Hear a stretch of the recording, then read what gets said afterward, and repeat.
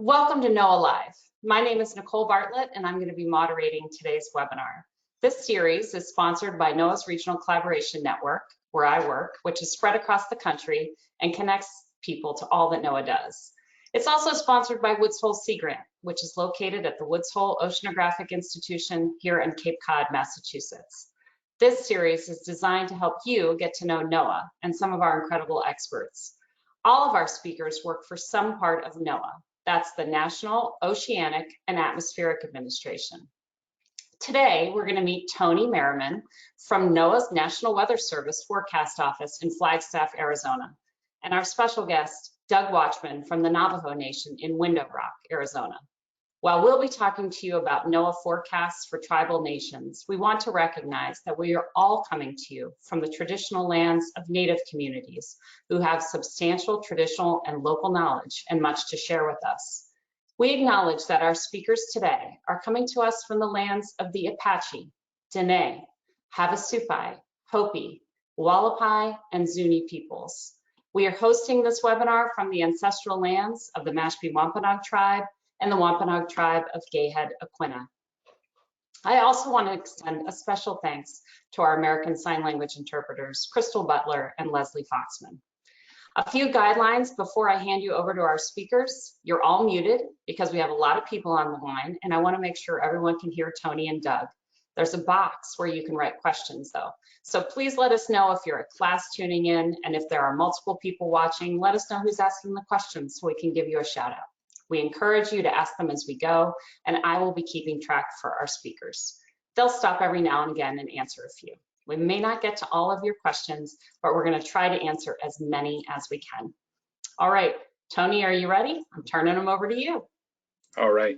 Thanks so much, Nicole. Good afternoon, everyone. My name is Tony Merriman, and I'm with the National Weather Service in Flagstaff, Arizona. NOAA is our parent agency, so it's NOAA's National Weather Service. And with me today is Doug Watchman with the Navajo Nation, and Doug will introduce himself later on in the presentation. And we'll just go ahead and get started and talk about forecasting for the Navajo Nation, learning the landscape, culture, and language. So I'm going to go ahead and flip to our first slide here. And like I said, I'm the Warning Coordination Meteorologist here. And as part of my job really is to build partnerships with different government agencies, tribal communities, states, counties, and even city government agencies. And also part of my job, I'm the outreach coordinator. So I do a lot of school talks. I do a lot of Festival of Science events, a lot of community meetings, things like that.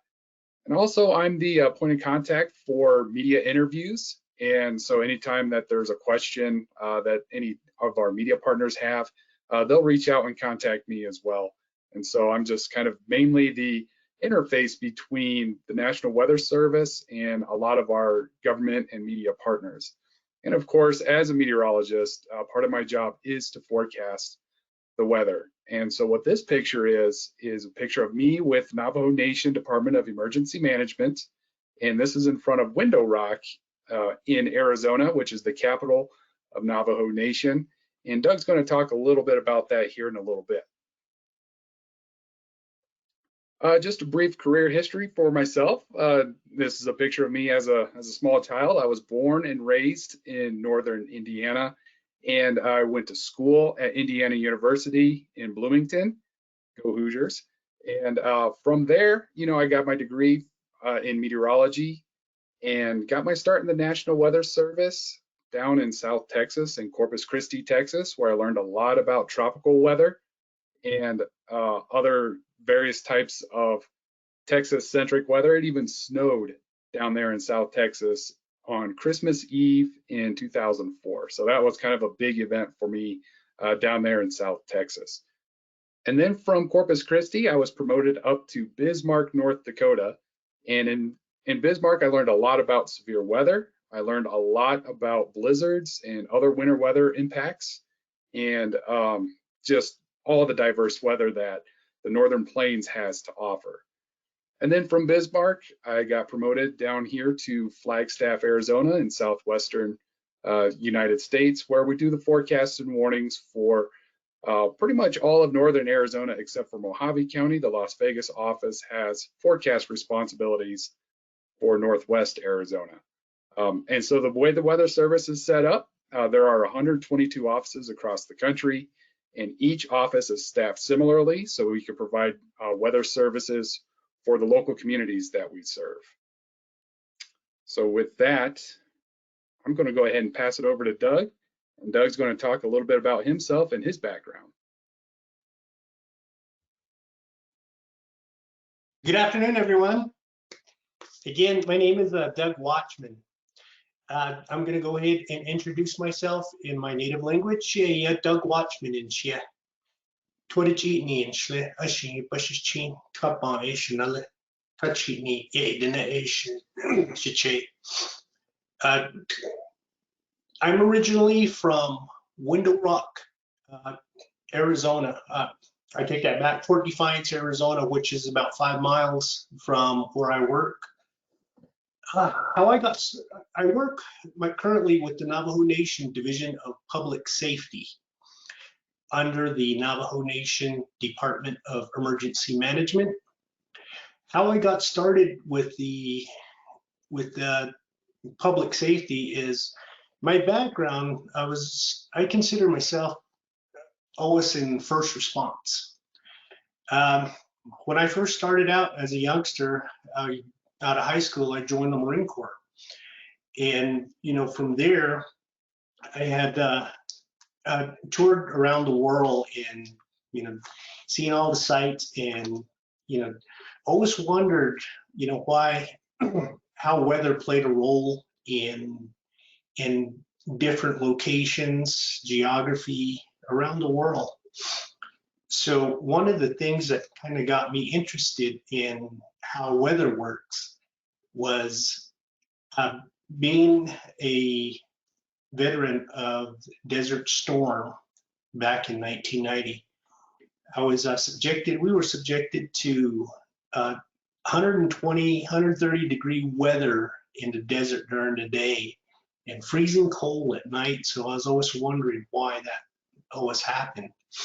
After my brief tour of duty in the Marine Corps, I worked with the Navajo Region Wildland Fire and Aviation Management, being a wildland firefighter, and found out really quick how weather plays a role in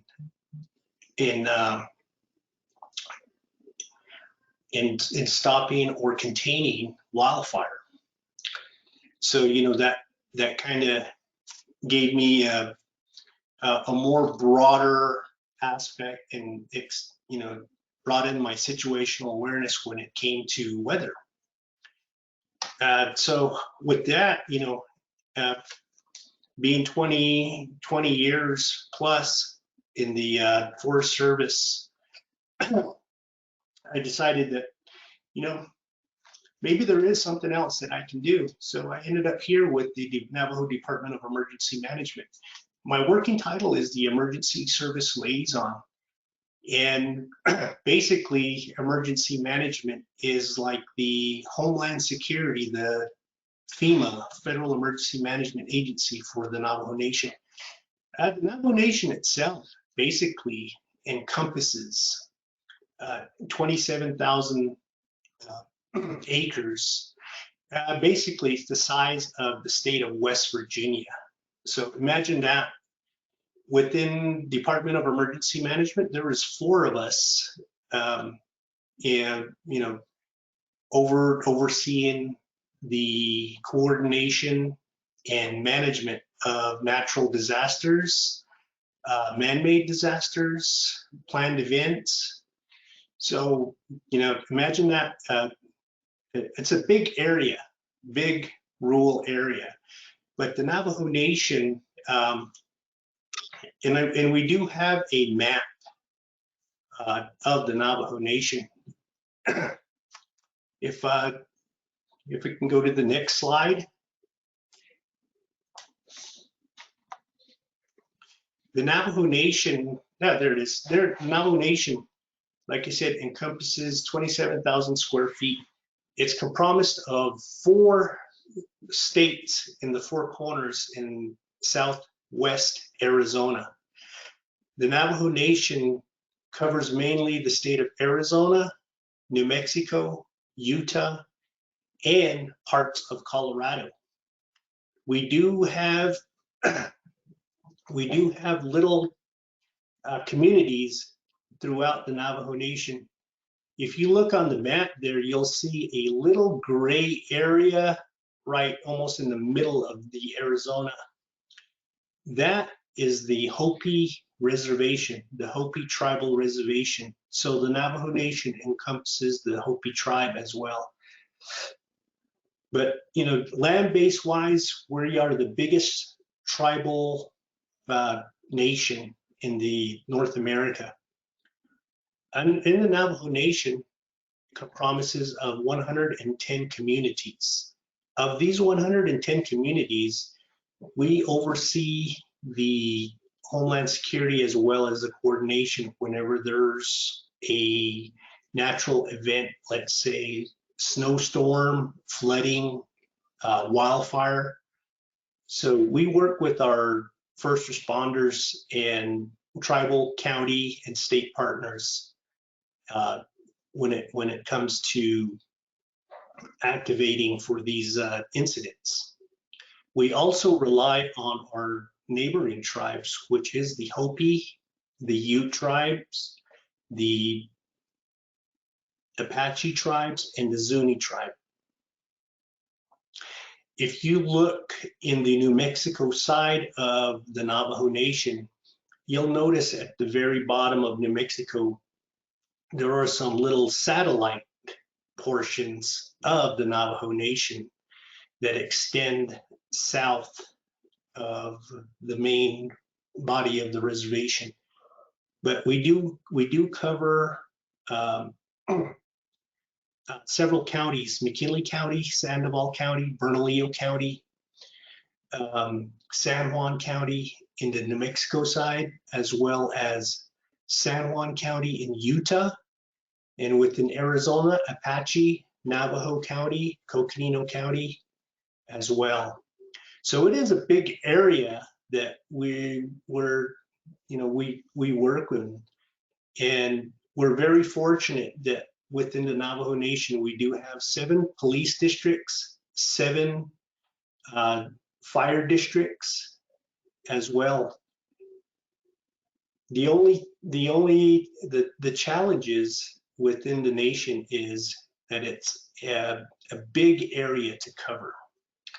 So, you know, with the nation, you know, we've usually got our plate full when it comes to winter events, monsoon season, especially now with wildfire season in full effect.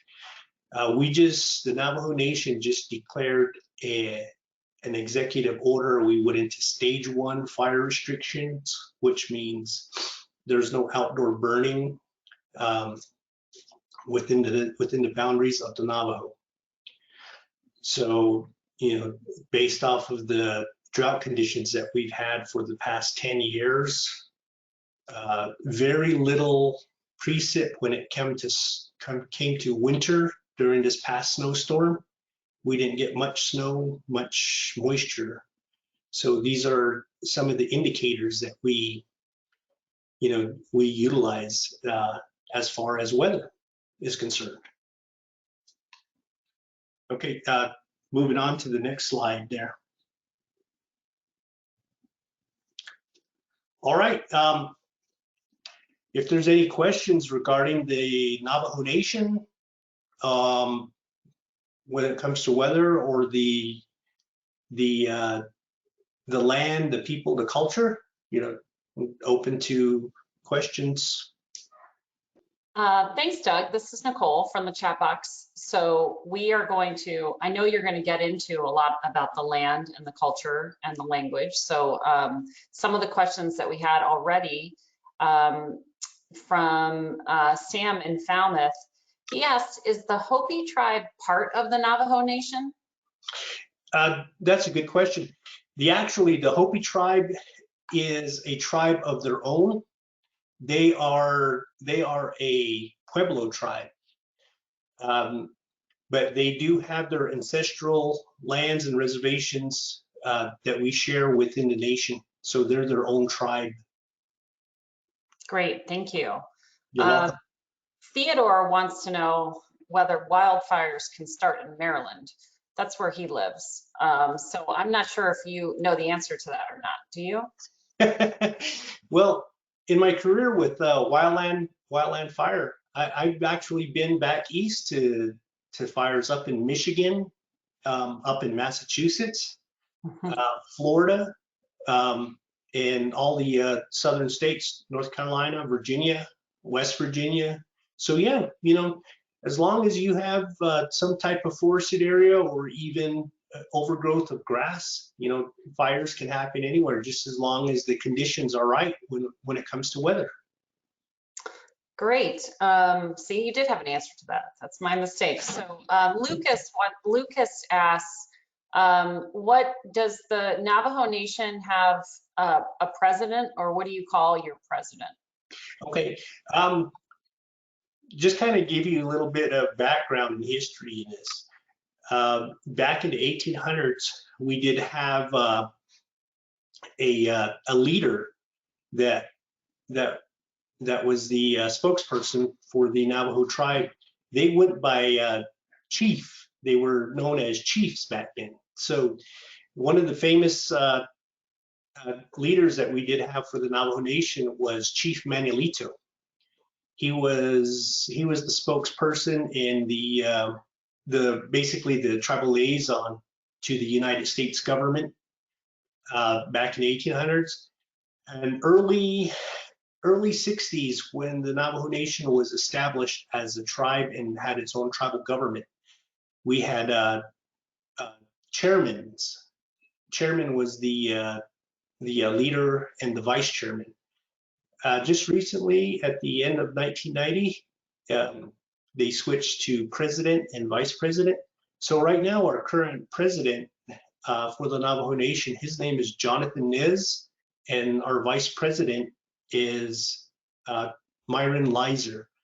Within that government system, we also have a tribal council that oversee all 110 communities. These communities are compromised of, or they're almost mirrored to, in the metro areas, almost like a township or, you know, a municipality, or, you know. So that's how these communities are looked at. They're represented by each of the councilmen, council delegates, almost like a mayor and so forth. So yeah, right now we do have our leadership that go by the title of president and vice president. Good question, Lucas. I like that. That was good background. And one more quick question before we move on. How many languages are spoken on the Navajo Nation? Oh, wow. It all depends, because with the Navajo Nation, it's like the Heinz 57, you know, depending on, you know, what languages are, you know, you learn. But English is the main language spoken, Navajo being the primary language of the community, of the population. A lot of the grassroots and elders still speak the Navajo language, and it's passed on through generation to generation. So right now, you know, we do have the Navajo language that is thriving. One other language that we've learned to speak as well, since the Hopi tribe being right in our you know, front yard there, we've learned their culture and their language as well, so we can speak with them and meet with them and collaborate with them, as well as the Apache and the Ute tribes, and Zuni as well. So, you know, and vice versa, the Hopi tribe, we're so diverse that, you know, we also learn with so many people coming in and living in the Navajo Nation, maybe even marrying into the Navajo tribe. We have African Americans, Anglos, Asian Americans, so forth. So they're learning the language and vice versa, to communicate with them as well. We also learn the language. So the Navajo people are very diverse and can adapt. I remember when we were practicing, Doug, you told me something about the Navajo. Do you remember what it was about around the world? Okay, so one of the things, about the Navajo Nation, anywhere you go in the world, North America, all over the world, you'll definitely find a Navajo anywhere.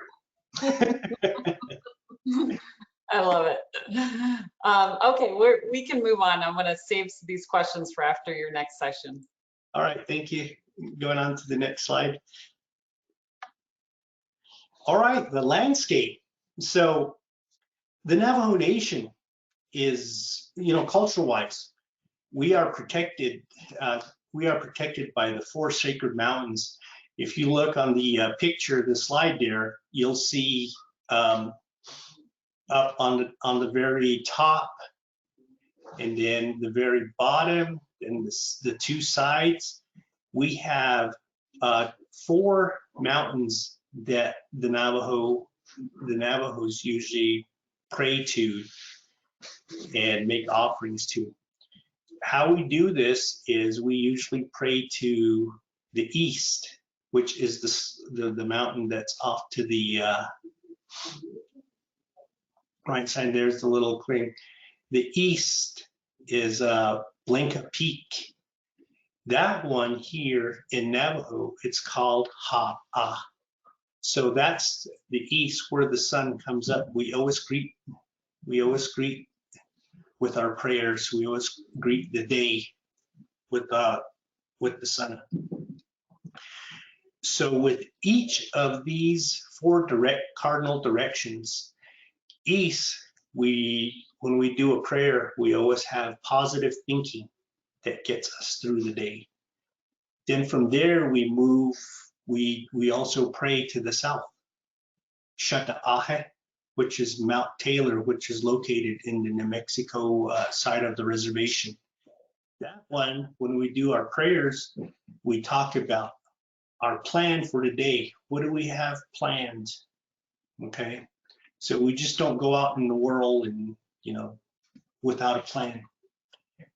Thirdly, the 3rd cardinal direction, which is to the west, San Francisco Peak, which is right smack in Tony's backyard, Flagstaff, Arizona. That one, we pray for our physical strength, our emotional strength, our spiritual strength to get us through the day. Lastly is to the north, Nahakos, Hesperus Peak, located in Colorado. So that one, when we do our offering and our prayer, it's for self-awareness. So, we're always aware of what's going on with us. The pictures in between between the north and the east mountain there, they look like 2 elephant feet. Those are actually called the elephant feet. So there's a lot of different landscapes within the nation.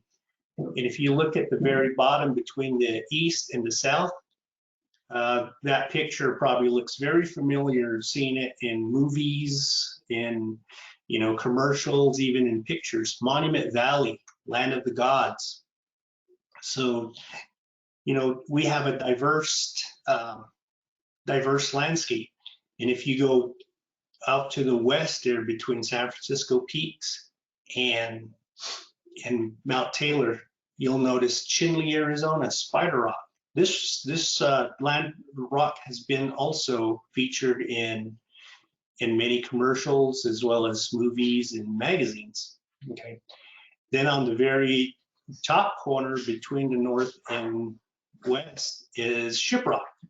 I'm pretty sure if you kids had watched the Transformers, even the Lone Ranger movies from the past, you've seen this landform in that movie as well. So, a lot of a lot of these landforms, landscapes with the Navajo Nation have been, been in movies and are very popular visiting sites. So they get a lot of tourism visit these during the tourist season, during the spring, summer months, even during the winter times.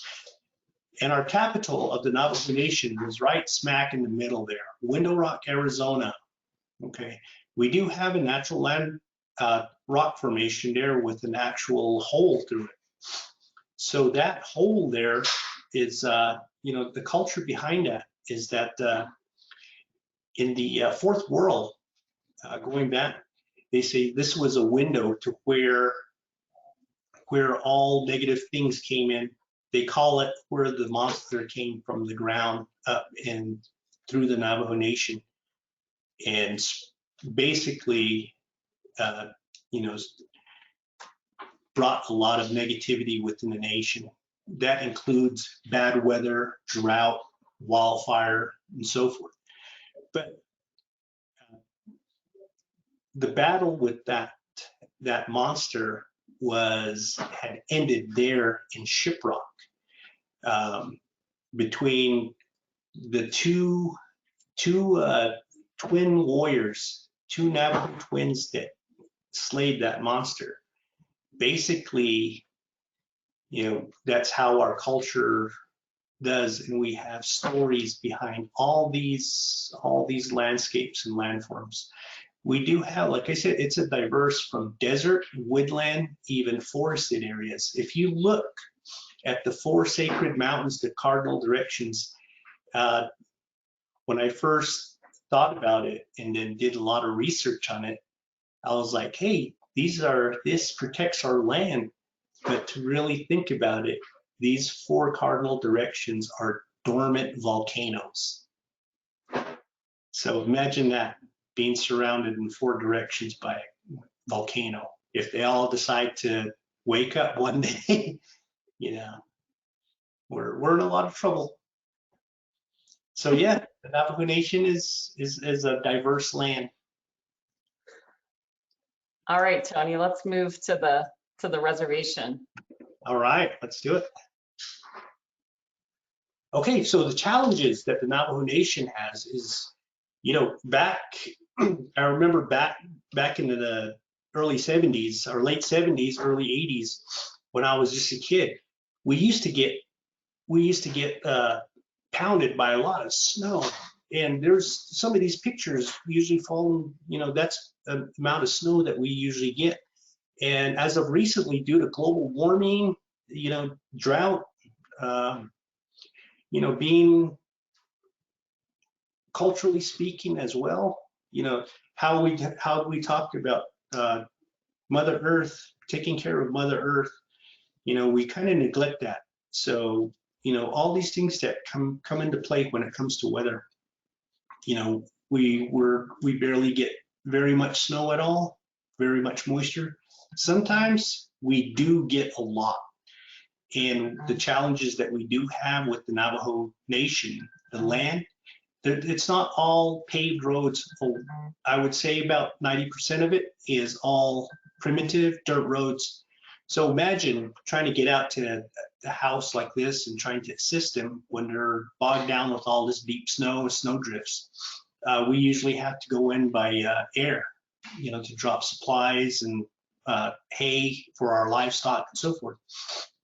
And this picture that's on the left, you notice that's the traditional dwelling for the Navajo, which is called a hogan. And this photo here shows that there was flooding, and that's something that's a challenge that we get hit by every year, flooding. So even though the Navajo people in the communities try to mitigate stuff like this, for some reason we just get pounded by flooding. If you see the picture of the little boy, there's a little boy on top of the hogan and all their clothes and stuff that are on top drying out. These are some of the, a couple of the challenges that the Navajo Nation faces when it comes to inclement weather. And if we go to the next slide, continuing with the challenges there, After the waters recede and the snow melts, we have to contend with the muddy roads. And usually, during the monsoon season, even during the winter time, after the snow melts, we still have to deal with muddy roads. And overall, the infrastructure for the Navajo Nation is still a work in progress. So not only that, school still goes on, and work still goes on, but we've the Navajo Nation, the Navajo people have adapted to this type of environment. So when it comes, we usually try to get prepared.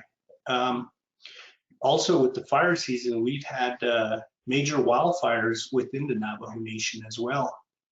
The picture with the smoke there happened back in 2014 in the Chuska mountain range. We've had a large wildfires, and just this past back in 2019, we had another wildfire that was just as bad there. But yeah, with the climate change, the drought, the Navajo Nation has experienced, all types of weather and all types of, natural and man-made incidents. So, as the Navajo Nation Department of Emergency Management, we coordinate with all our resources locally, as well as our county partners, our tribal partners, as well as our, our state partners as well. And we work together, for the greater good of the people, for the greater number. So these are some of the challenges, that the Navajo people face, depending on the season as well. Not only that, but this past year we've also been challenged with this COVID-19 pandemic that hit all over the world. So with the Navajo Nation was one of the tribes that got hit very hard with this virus.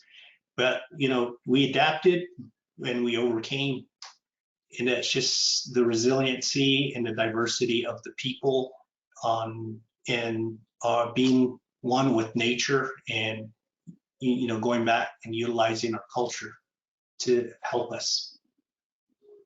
All right, next slide.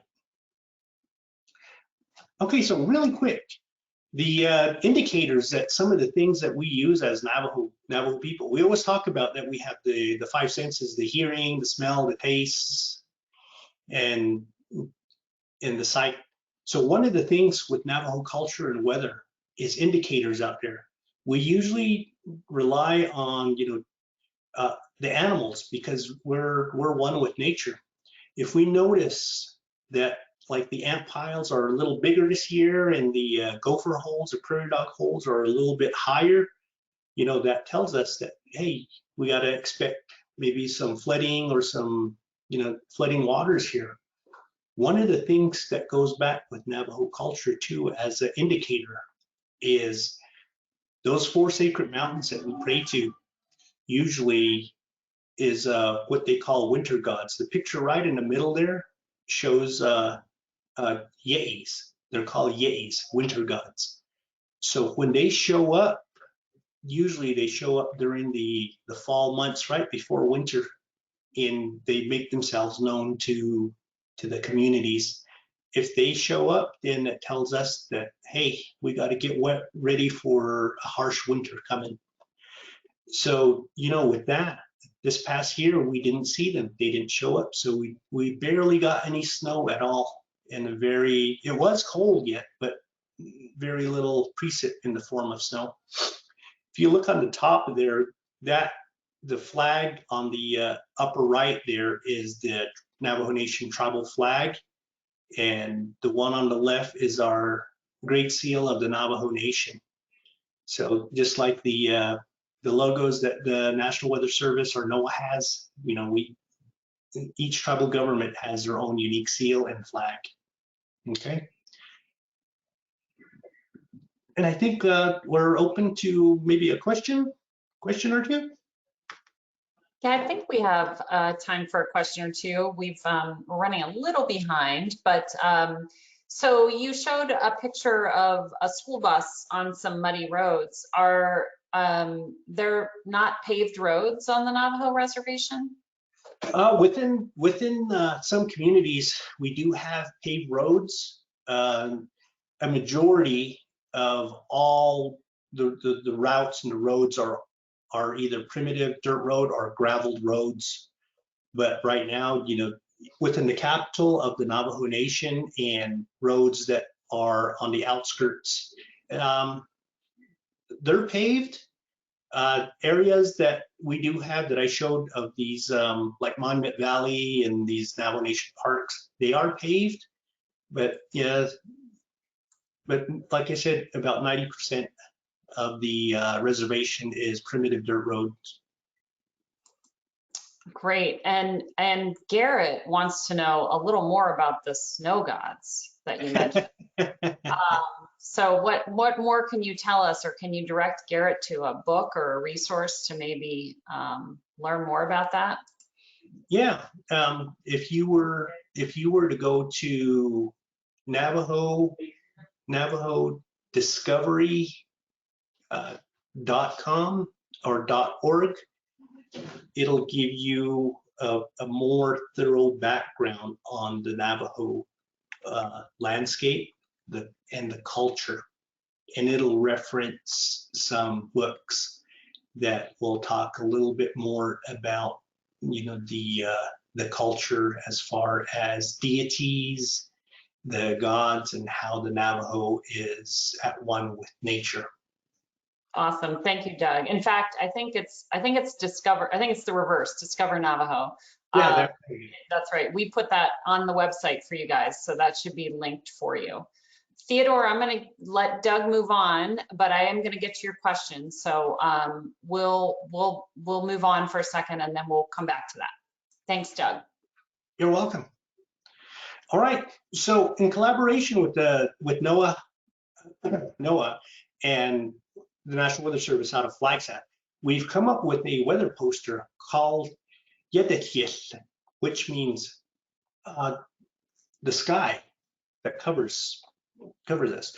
So this poster talks a little bit about the a translation of how we perceive the scientific cycles of weather and how the culture plays a role in it. If you look at the very bottom right, you'll see the two young ladies in their traditional regalia and their hair tied up. Right in the middle, at the very bottom, it says weather is a part of Navajo hairstyles. Navajo people or Diné tie their hair in a traditional hair bun or tsied. Their hair resembles a dark clouds, while the white fabric holding the bun represents a puffy white cloud and sunbeams. When the hair is let down from the bun, it resembles rain. And there's actually a video that we worked with as well. And if we can play that video, it'll just show just a little clip. You can find the video on YouTube as well.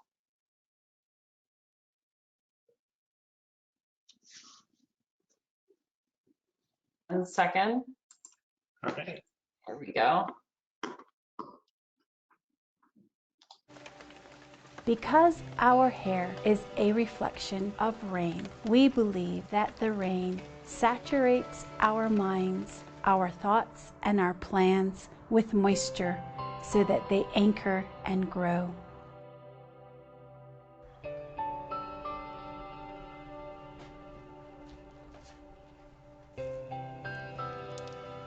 Nihitsiyel il ego, eyati nihitsit all, e shabbat all.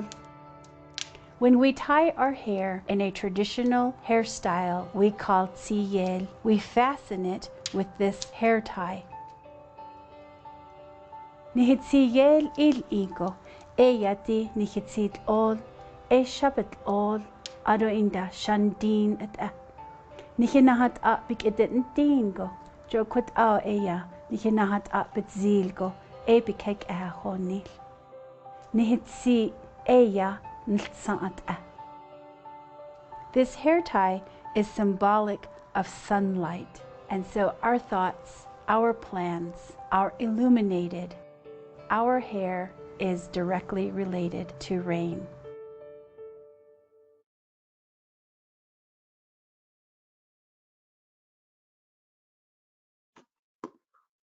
Okay, I should give Tony back there we go. And I think we were gonna go to questions after this, right? Is that right?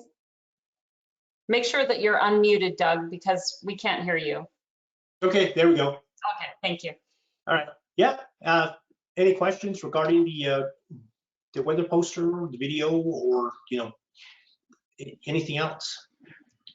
So it seems like some people were able to see the video and other people weren't. But the entire video is available on the website under the resources. And it's only about 3 minutes long, so you can watch it from beginning to end. We just liked that clip because it was it included some language and showed the hairstyle that's referenced on the cloud poster. So we do have a question from Gwen. She asks, how do native speakers and on the Navajo Nation do a lot of translation with different government agencies like NOAA? Do you do other products in both languages? Yes, we do. Since we are Department of Emergency Management, we have also worked with our federal partners, Federal Emergency Management Agency, to put out the brochures and other products regarding mitigation, preparedness, and response in the written Navajo language. So yeah, with federal governments, and also having some posters in the Navajo language. With the Navajo Nation, we also do have our own radio stations that broadcast in the Navajo language as well, whether it be weather and news. Oh, that's really cool. And I understand as well that you have language, a 90-10 model for your schools, right? So that kids learn in their native language as well? Yes, we do. With that, with most tribes in North America, the native language is something that's being lost. So in our schools, we do have all schools that teach only in the Navajo language, whether it be the math, science, and so forth. So, we try to keep the language tradition going. So, it's something that we don't lose. Great. Now I think that Tony is coming back for this last section. So we're a little behind, guys. So we're going to run about 5 minutes long, but there you are, Tony. Great. So we're going to talk about some other collaborative work that you guys do together. All right. Well, thank you, everyone. Thanks, Doug. Right. Thanks, Doug. Thanks, Nicole. Just going to talk a little bit about some other collaborative projects that Doug and I worked on together, and primarily tailoring weather services to the Navajo Nation. So we're still providing the same forecast services that we normally do across the country. It's just that this one is more centric on the Four Corners region, Navajo Nation, and even Hopi as well. So this first collaborative project, it's kind of a dashboard centric view. So we're trying to make it so it's a little easier to look at the next 7 days, the forecast, and what kind of hazards to look out for. And so we used a stoplight approach type of thing. So, green is good, no significant weather. Yellow, hey, let's check this out a little more. Orange is a little higher up. And of course, red is, extreme events. And so this dashboard, it gets updated about 4 times a day, and it's based off of our forecast as well. And so what I do want to show you is, just as an example, I pulled this one up from yesterday, and you can see that Friday, it pulls up this, what's called a matrix. Basically, it's just a dashboard, just like you'd have on a car. And you would see like an orange rectangle. So if I were to click on that orange rectangle, this map would show up, and you could see what or where kind of a little higher wind speed was going to be. So it's just, again, like the stoplight approach. So we're forecasting, these are all forecast weather conditions, pretty big winds in the northern part of Navajo Nation. And this boundary right here, that's the Hopi Nation as well. So It's just a quick view look for folks to see kind of hazards the next 7 days across Navajo Nation. It's a large area, like Doug was saying, 27,000 square miles, the size of West Virginia. And this gives Doug and his crew and anybody else on Navajo Nation who's responsible for the entire area kind of a quick glance view of what kind of weather to expect and what day to expect it. And so that's one of the collaborative projects we worked on together, just as a quick view so you can get an idea of what's going to happen the next 7 days. And then the next slide I'm going to show you here is what we call our tribal weather dashboard. And Doug had talked about the 110 communities. They're also called chapter houses. And so these 110 chapter houses, these are single locations on a map. So that previous slide showed you a big picture view of the map. This website has point-specific forecasts for each of the chapter houses. And it just so happens I used this as an example. I did a screen capture of it from yesterday where we had a fire weather watch in effect for a lot of Navajo Nation. And so that is keeping with the traffic light nomenclature. So again, a yellow is a watch, and then the orange is a little higher, and then the red is the highest. And so Nicole had to remind me that not a lot of folks know the difference between a watch and a warning. And so this is the best, I guess, graphic I could come up with. If a cupcake watch, so any kind of weather watch means that the ingredients are coming together for an event. And so anytime there's a warning, that means the event is occurring or imminent or about to happen. So just kind of, visualizing a little better a watch, the ingredients are coming together, and then the warning is the event has come together and now, it's imminent or occurring. So hopefully that makes sense. But this dashboard, it shows, where there is a watch in effect for, and then if it becomes an advisory or a warning, using that stoplight approach, the warning is the worst. So the cool thing about these squares is if you click on a square, it will come up with that point-specific forecast. And we do point-specific forecasts all across the United States.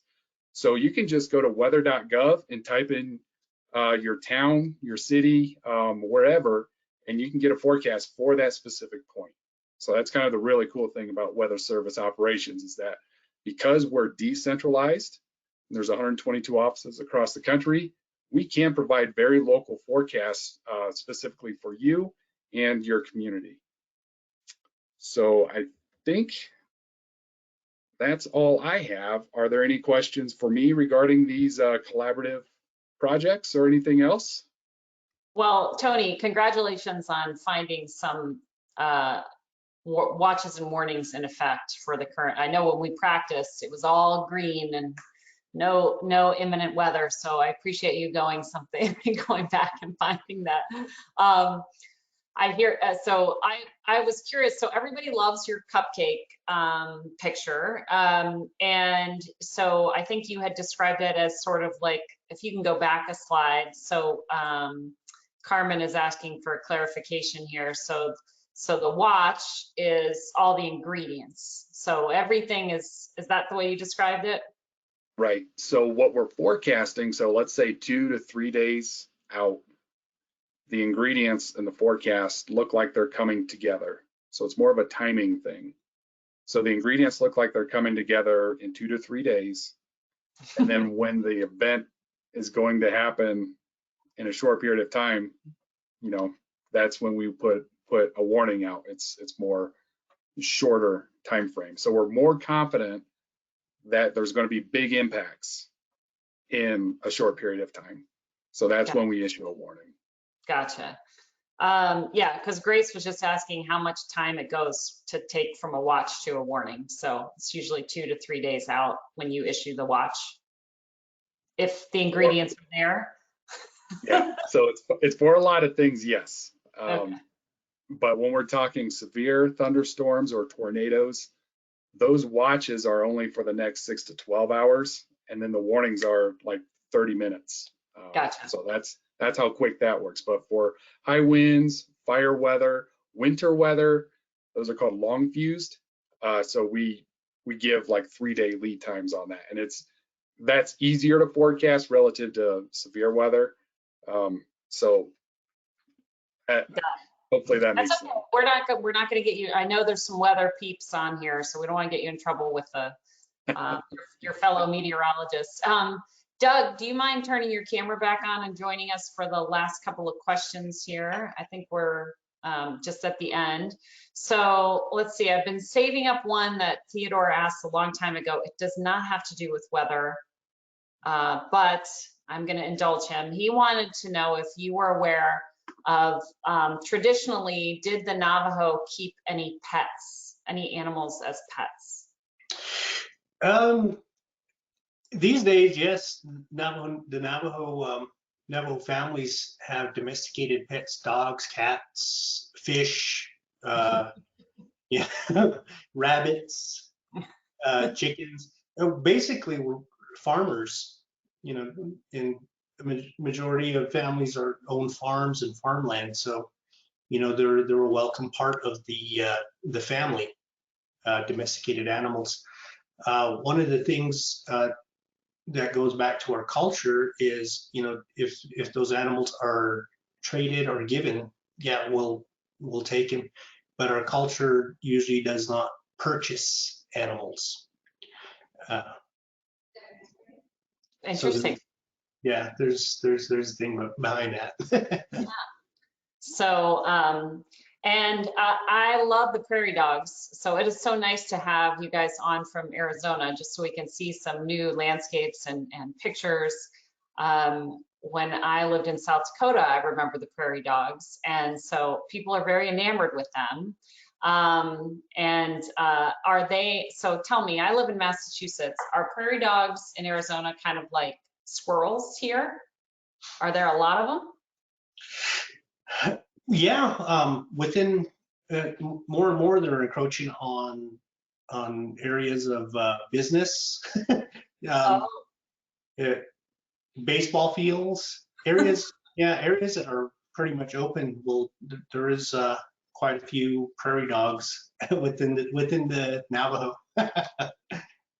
yeah. So, well, thank you for that. I think you've piqued people's interest in Arizona. I think everyone wants to do research. So definitely go on, if you're curious about the Navajo Nation, go to the Discover Navajo website that Doug mentioned earlier. And really appreciate you guys taking us through the landscape there and the culture and giving us some background about how this all works and how you partner together. And before I let you go, I just have to ask the question that our kids always ask, and I've gotten them from a few. What is your favorite part of your job? So let's go. I'll go pick on you first, Tony. We'll let Doug have the last word. Man, I'm so lucky I get to meet great people like Doug. A lot of our other government partners, our tribal partners, I get to meet a lot of new people, and I get to do a lot of school talks before COVID. Hopefully after COVID, I can get back in the classrooms again and just talk about the weather and how it impacts everybody's lives. I love hearing stories from other people about, they had a tornado that went by their house 20 years ago or something like that. Weather affects all of us. So I just absolutely love meeting new people and learning more about any local area that I'm in. Great. And Doug? Oh man, where do I start? Like I said, growing up in my background and everything, the thing that I really love about my job is that, going out and helping people, having that compassion and the collaboration and, basically being one with nature and learning what I know and passing that on, paying it forward so others will have a better understanding of, how the world works and how the diverse the people are. So yeah, I just like helping people, and like Tony said, you get to meet a lot of colorful folks out there that you learn from and you can share your experiences with as well.